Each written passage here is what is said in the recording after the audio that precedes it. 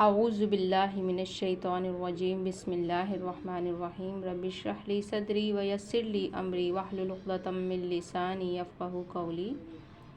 سورہ آل عمران کا ہم مطالعہ کر رہے ہیں۔ اس میں دوسرے رکوع کا مطالعہ ہم نے کیا تھا اور اس میں دوسرے رکوع کی ہم نے تقریباً 5 آیت پڑھی تھی، یعنی ٹوٹل 15 آیت ہماری ہو چکی ہیں کمپلیٹ۔ اچھا، دوسرے رکوع کا تھوڑا سا ہم جائزہ اگر لے لیں تو اس میں ہم نے یہ پڑھا تھا کہ اللہ تعالیٰ فرما رہا ہے کہ جن لوگوں نے کفر کا رویہ اختیار کیا، یعنی جو اللہ سے انکاری ہوئے، اللہ کے جو ہے انکار کیا اللہ کے راستے کا، تو ان کے لیے کوئی چیز کام نہیں آئے گی، نہ مال ان کے کام آئے گی، نہ اولاد کام آئے گی، وہ ہر صورت میں دوزخ کا ایندھن بنیں گے۔ پھر اس کے بعد فرعون کا بتایا گیا تھا کہ فرعون کی مثال دی گئی تھی کہ فرعون اور ان کے ساتھیوں نے جو نافرمانی کی تھی تو ان کا کیا انجام ہوا، انہوں نے بھی اللہ کی آیات کو جھٹلایا تھا۔ پھر اس کے بعد ہم غزوہ بدر کا ہم نے دیکھا تھا کہ غزوہ بدر کا تذکرہ آیا تھا دونوں گروپوں کا، کفار کا اور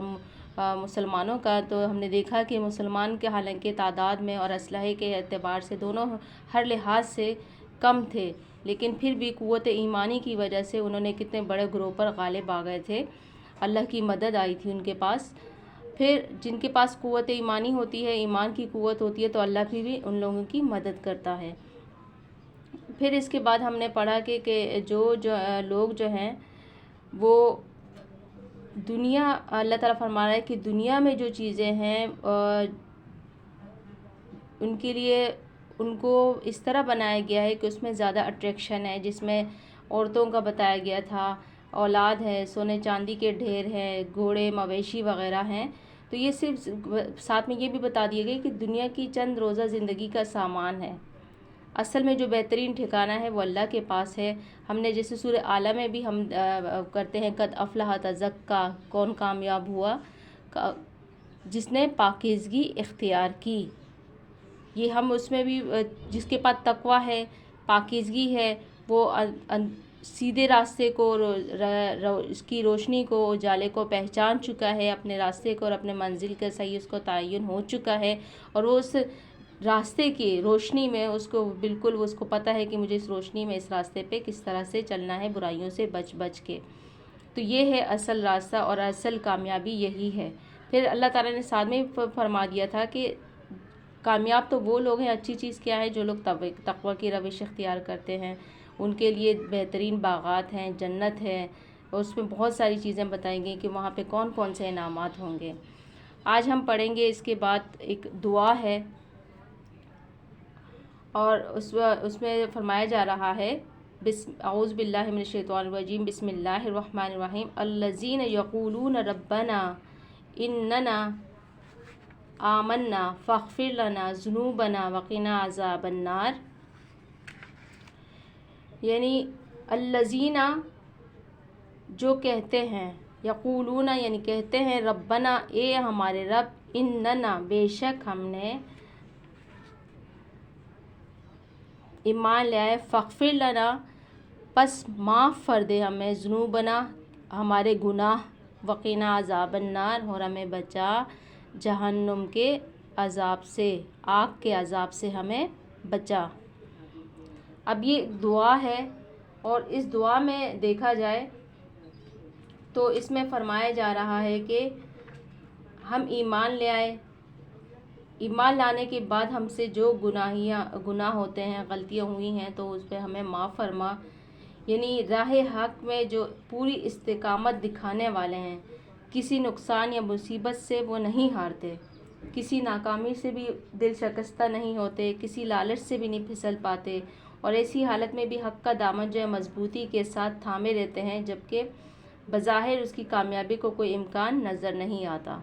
یہاں پہ وہ بالکل صبر سے کام لیتے ہیں، جس طرح ہم نے سورہ بقرہ میں بھی پڑھا تھا، استعینوا بالصبر والصلاۃ، اور مختلف جگہوں میں ہم قرآن پاک میں پڑھتے ہیں کہ جو ایمان لانے والے ہیں وہ صبر سے کام لیتے ہیں۔ اب یہاں پہ ایک دیکھا جائے درجہ بدرجہ، جب سب سے پہلے ہم ایک چیز کو، ہم نے اس کی حقیقت کو پہچان لیا، ہمیں ایک روشنی دکھ گئی، ہمیں ہدایت مل گئی، ہم ایمان لے آئے، پھر اس کے بعد اس راستے پر آنے والی جو مشکلات ہیں وہ مشکلات اس مشکلات کا ہم نے کس طرح سے مقابلہ کرنا ہے اس بتایا گیا ہے. اس کا مقابلہ ہم نے صبر کے ساتھ کرنا ہے اور اللہ تعالیٰ کی مدد مانگتے رہنا ہے. اور مدد کیسے مانگتے رہنا ہے؟ ہم نے نمازوں سے، اپنے عبادات سے اللہ تعالیٰ سے مدد مانگتی رہنی ہے. تو یہ اس کے درجے ہیں ایمان لانے کے بعد کہ آپ کو یہ مشکلات لازمی پیش آئیں گی، چاہے وہ آپ کی مال کے لحاظ سے ہو، اولاد کے لحاظ سے ہو، یا کسی بھی دنیاوی لحاظ سے. بتایا گیا یہ سورہ بقرہ میں بھی ہم نے پڑھا تھا کہ یہ آزمائشیں لازمی ہمیں ان کا سامنا کرنا پڑے گا کسی نہ کسی صورت میں. تو اس کے ان آزمائشوں سے ہم نے کس طرح سے اس آزمائشوں کا مقابلہ کرنا ہے کہ ہم نے اللہ سے مدد مانگنی ہے، صبر کرنا ہے، اور مدد ہم نے مانگنی ہے اللہ سے نماز کے ذریعے سے، اللہ کی عبادت کر کے، دعاؤں سے. پھر آگے فرمایا جا رہا ہے الصابرین والصادقین والقانتین والمنفقین والمستغفرین بالاسحار. یہ لوگ صبر کرنے والے ہیں، راست باز ہیں، فرما بردار اور فیاض ہیں، اور رات کی آخری گھڑیوں میں اللہ سے مغفرت کی دعائیں مانگا کرتے ہیں. اب بتا دیا کہ جو دعا مانگنے والے ہیں، جو یہ دعا مانگ رہے ہیں، یہ کون ہیں؟ ایمان والے ہیں. اور میں نے ابھی بتایا کہ یہ کون سے لوگ ہوں گے؟ جو صبر کریں گے، راست باز ہیں یعنی سیدھے راستے پر چلنے والے ہیں، فرما بردار ہیں، اللہ کے رسول کے بتائے ہوئے راستے کے فرما بردار ہیں، فیاض ہیں، ان کا دل بالکل کھل چکا ہے دین کے لیے اور اس کے احکامات کے لیے کھل چکا ہے. انہوں نے ایکسیپٹ کر لیا ہے دلی طور پر بھی، زبان قولی طور پر بھی، قلبی طور پر بھی، یعنی دل سے بھی اور زبان سے، دونوں طرح سے اس کو قبول کر لیا ہے. اور سب سے بہترین اس پہ ان کی جو مدد ہوتی ہے وہ رات کی آخری گھڑیوں میں ہوتی ہے، جس کو ہم تہجد کی نماز کہتے ہیں. اس گھڑی میں کھڑے جو فضیلت ہے، اس نماز کو جو ہے اولیاء کی نماز کہا جاتا ہے، جو اللہ سے دوستی کر لیتے ہیں، اللہ کے دامن پکڑ لیتے ہیں. تو وہ ان لوگوں کے لیے کوئی مشکل نہیں ہوتا ہے رات کے آخری پہر میں اللہ کے حضور کھڑے ہونا اور اللہ سے مغفرت کی دعائیں مانگتے رہنا. پھر آگے اللہ تعالیٰ فرما رہا ہے شہید اللہ تعالیٰ خود گواہی دیتا ہے، انہو بے شک کہ وہ لا الہ الا ہوا کہ اس کے سوا کوئی عبادت کے لائق نہیں، والملائکۃ واولو العلم قائما بالقسط. اور یہی شہادت جو ہے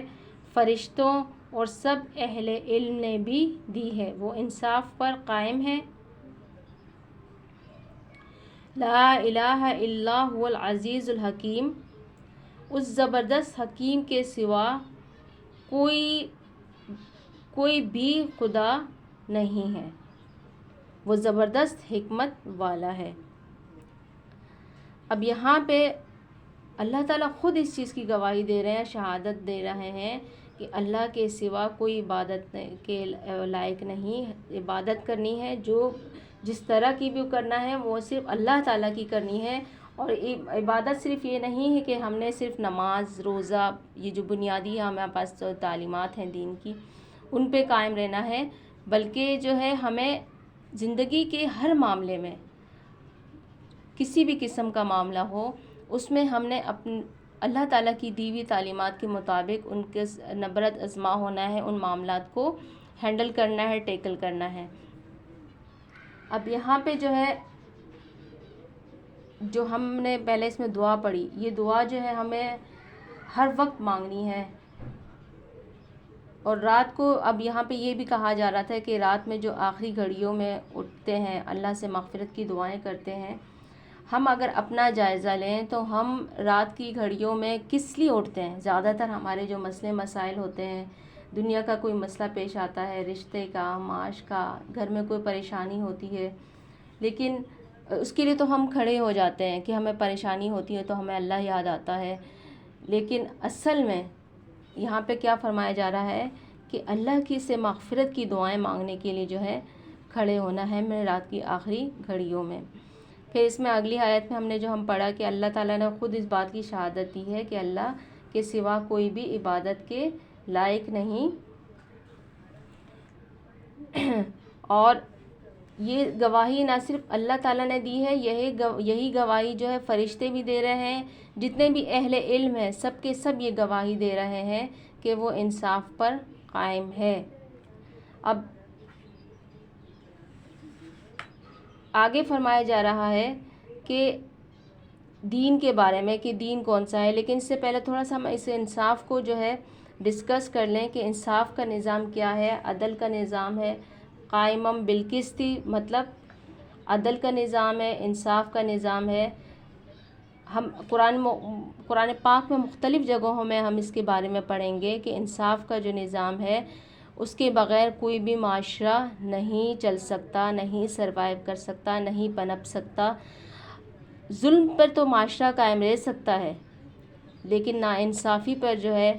کفر کے ساتھ معاشرہ قائم رہ سکتا ہے، لیکن ناانصافی کے ساتھ جو ہے معاشرہ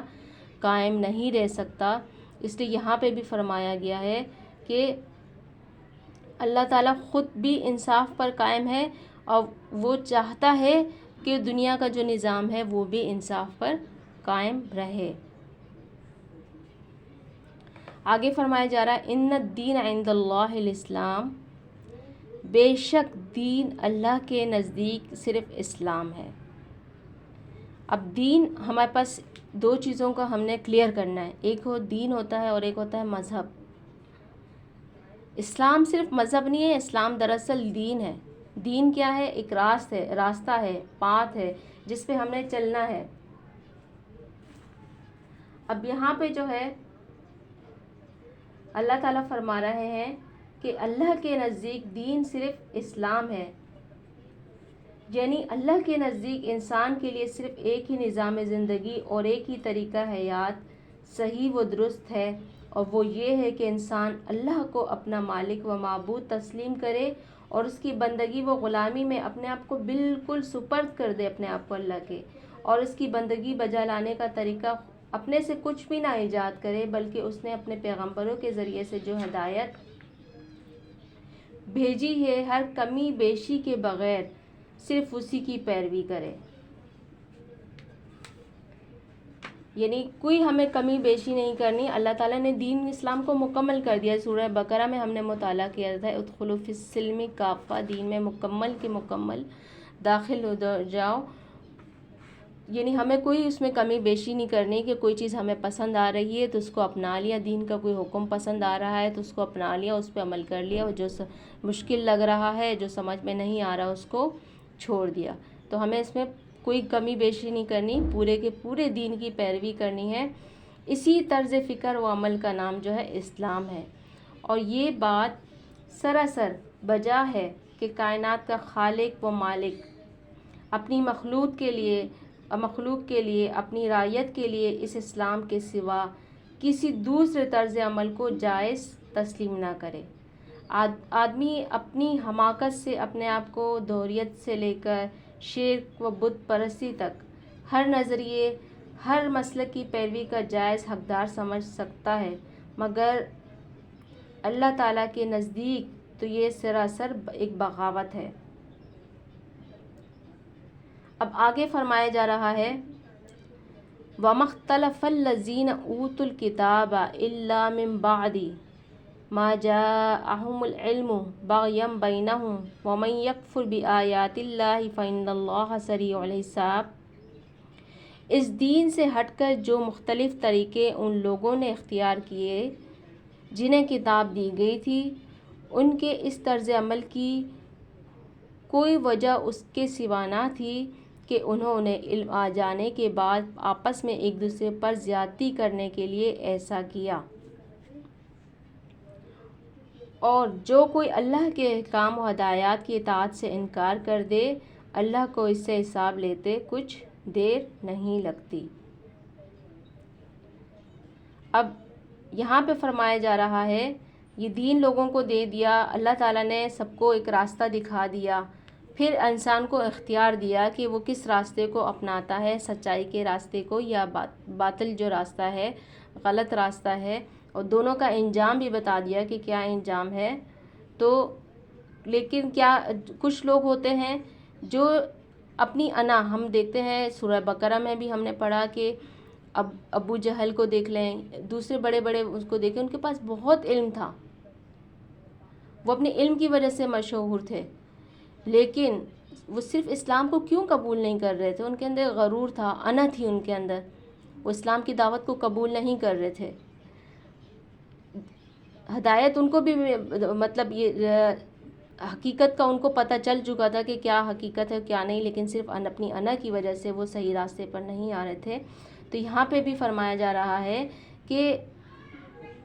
اس دین سے ہٹ کر جو لوگ مختلف طریقے سے جو لوگ اختیار کر رہے ہیں، انہیں جنہیں کتاب دے دی گئی تھی، ان کے اس طرز عمل کی وجہ کیا تھی؟ صرف اور صرف کیا تھی کہ انہوں نے علم آ جانے کے بعد آپس میں ایک دوسرے پر زیادتی کرنے کے لیے ایسا کیا۔ اور اللہ تعالیٰ نے صاف فرما دیا ہے کہ اللہ کے احکام و ہدایات کی اطاعت سے جو انکار کر دے تو اللہ تعالیٰ حساب لینے میں ذرا بھی دیر نہیں لگاتے۔ اللہ تعالیٰ جہاں اپنا ہم اس میں پڑھتے ہیں اللہ تعالیٰ کی صفات میں، اللہ تعالیٰ حلیم ہے، کریم ہے، غفور ہے، رحیم ہے، تو وہیں پہ آپ اللہ تعالیٰ کی یہ بھی صفات پڑھتے ہیں کہ اللہ تعالیٰ قہار ہے، وہ حساب لینے میں دیر نہیں لگاتا، انصاف دینے میں دیر نہیں کرتا۔ تو دونوں ہی صفات اللہ تعالیٰ کی ہے۔ تو جہاں اللہ تعالیٰ سے ہمیں اللہ تعالیٰ کی اچھی صفات، اللہ تعالیٰ کی جو ہے ہم پہ ایک امید ہوتی ہے ہم اللہ سے، تو ساتھ میں اللہ سے ہمیں ڈرتے بھی رہنا چاہیے کہ اللہ تعالیٰ کی صفات قہار کی بھی ہیں، جبار کی بھی ہیں، تو ان صفات کو بھی سامنے رکھنا چاہیے۔ تو یہاں پہ دیکھیں جن لوگوں نے اللہ تعالیٰ کی اطاعت سے انکار کیا تو اللہ تعالیٰ نے ان سے حساب لینے میں دیر نہیں لگائی، اس دنیا میں بھی اور اس جہان میں بھی، کہ ہمیں ان لوگوں کا انجام سامنے ہے ہمارے کہ فرعون کا کیا انجام ہوا، اور بنی اسرائیل کے ہم نے بہت سے قوموں کے ان کے بارے میں پڑھا کہ جنہوں نے اپنے نبیوں کے ساتھ جو سلوک کیا تو ان کے ساتھ ان لوگوں کے ساتھ کس طرح کے دنیا میں عذاب ہے۔ قوم لوط کا پڑھتے ہیں اور ان کا باقی قوموں کا ہم پڑھتے ہیں، تو اس میں ہمارے سامنے ہے سارے کے سارے ان کے اوپر کس طرح کے عذاب اللہ تعالیٰ نے دنیا میں ہی دکھا دیے۔ آگے اللہ تعالیٰ فرما رہا ہے فَإِنْ حَاجُّوكَ فَقُلْ أَسْلَمْتُ وَجْهِيَ لِلَّهِ وَمَنِ اتَّبَعَنِي وَقُلْ لِلَّذِينَ أُوتُوا الْكِتَابَ وَالْأُمِّيِّينَ أَأَسْلَمْتُمْ فَإِنْ أَسْلَمُوا فَقَدِ اهْتَدَوْا وَإِنْ تَوَلَّوْا فَإِنَّمَا عَلَيْكَ الْبَلَاغُ وَاللَّهُ بَصِيرٌ بِالْعِبَادِ۔ اب اگر اے نبی صلی اللہ علیہ وسلم یہ لوگ تم سے جھگڑا کریں تو ان سے کہو میں نے اور میرے پیرووں نے تم اللہ کے آگے سر تسلیم خم کر دیا ہے۔ پھر اہل کتاب اور غیر اہل کتاب دونوں سے پوچھو کیا تم نے بھی اس کی اطاعت و بندگی قبول کی؟ اگر تو وہ راہ راست پا گئے ہیں، اور اگر اس سے منہ موڑا تو تم پر صرف پیغام پہنچا دینے کی ذمہ داری تھی۔ آگے اللہ خود اپنے بندوں کے معاملات دیکھنے والا ہے۔ اب اس آیت میں ہم دیکھتے ہیں کہ یہاں پہ اللہ تعالیٰ فرما رہے ہیں کہ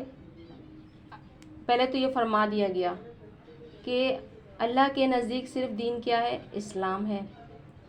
اور پھر یہاں پہ ایک اسی آیت کو ہم دیکھ لیتے ہیں کہ اس کے سلسلے میں ایک حدیث بھی ہے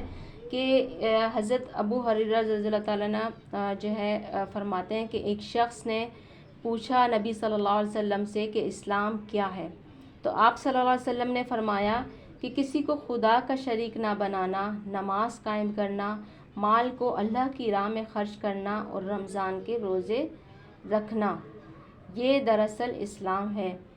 اب اس میں سب سے پہلی چیز جو ہم کہتے ہیں کہ کسی کو خدا کا شریک نہ بنانا، تو یہ اتنی بڑی بات ہے۔ جب ہم لا الہ کہتے ہیں تو اس کا مطلب ہے کہ ہم تمام بتوں کی نفی کرتے ہیں۔ بت صرف وہ نہیں ہوتے جو پتھر سے یا لکڑیوں سے ایک بت بنا کے اور اس کے آگے ہاتھ جوڑ کے ان کی پوجا کی جا رہی ہے، رام رام کہا جا رہا ہے، یا اس طرح کی کچھ ہوگی، یہ صرف یہ شرک نہیں ہے۔ شرک یہ ہے کہ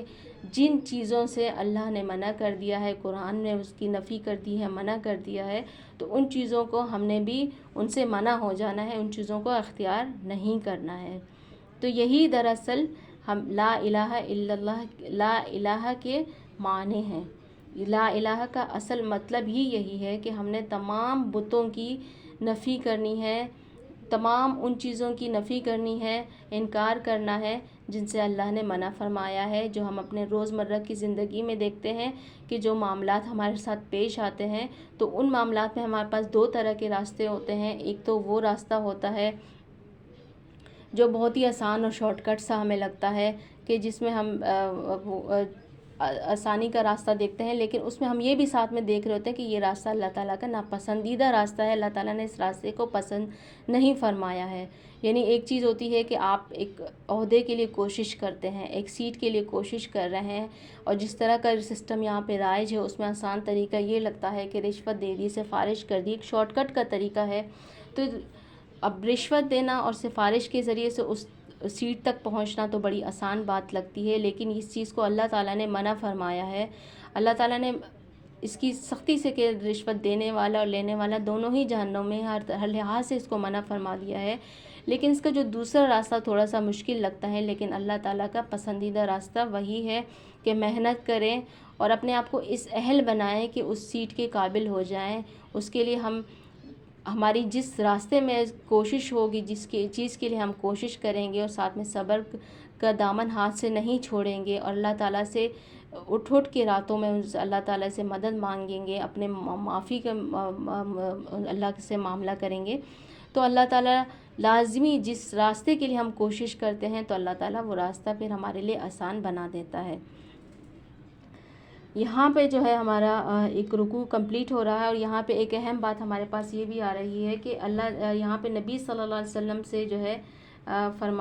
مخاطب کر کے یہ جو آیت فرمائی گئی ہے کہ اے نبی صلی اللہ علیہ وسلم، یہ لوگ تم سے جھگڑا کریں تو تم ان سے کیا کہو کہ میں نے تو اللہ میرے جو ماننے والے ہیں انہوں نے اللہ کے آگے سر تسلیم خم کر دیا ہے۔ اب اس کا کیا مطلب ہے کہ یہاں پہ اللہ تعالیٰ جو ہے یہ کہ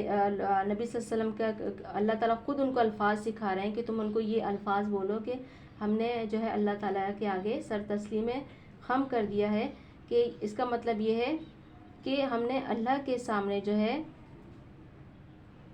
اپنے آپ کو جھکا دیا ہے۔ دنیا کی کسی بھی چیز کے سامنے ہم نے نہیں جھکنا، صرف اور صرف اللہ کے سامنے جھکنا ہے۔ اور یہاں پہ اس کا مطلب یہ بھی ہے کہ اللہ کی طرف سے جو پیغمبر بھی دنیا کے کسی بھی گوشے میں اور کسی بھی زمانے میں آیا ہے، اس کا دین صرف اور صرف اسلام ہی تھا، اور جو کتاب بھی دنیا کی کسی بھی زبان اور کسی قوم میں نازل ہوئی ہے اس نے اسلام ہی کی تعلیم دی ہے۔ اس اصل دین کو مسخ کر کے اور اس میں کمی بیشی کر کے جو بہت سے مذاہب جو ہے نوع انسانی میں رائج کیے گئے، ان کی پیدائش کا سبب اس کے سوا کچھ نہ تھا